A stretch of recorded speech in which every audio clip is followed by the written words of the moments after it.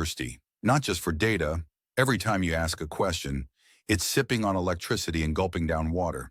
If 1 out of 10 working Americans use GPT-4 weekly, which amounts to about 170 million queries in a year on a conservative side, the power needed in a day could run every home in Washington, D.C. for 20 days. And a hugely different story if seen around the world. The water? Over 570 million liters, all to cool the servers. And ChatGPT isn't cheap on power either, nor emission. Each query uses almost 10 times the energy of a Google search. At scale, with 1 to 2 grams of CO2 per query, that's 12 tons of CO2 every day in America alone. Enough emissions to drive a petrol car around the Earth 1.2 times.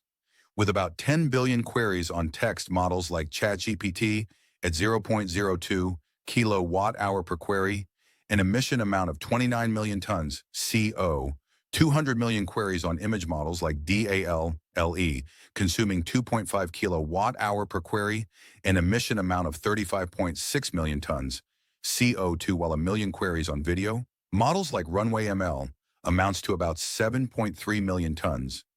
CO2 globally, it can amount to about 140 million tons of CO2 worldwide, used by a few popular models alone, already today, and bound to an exponential rise in the coming times. So what can you do? Transitioning to data centers powered by 100% renewable energy. Optimizing AI models for energy efficiency.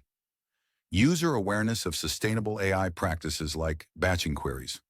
Support renewable energy-powered providers. Small steps make a big difference, because every query is a drop in the ocean, and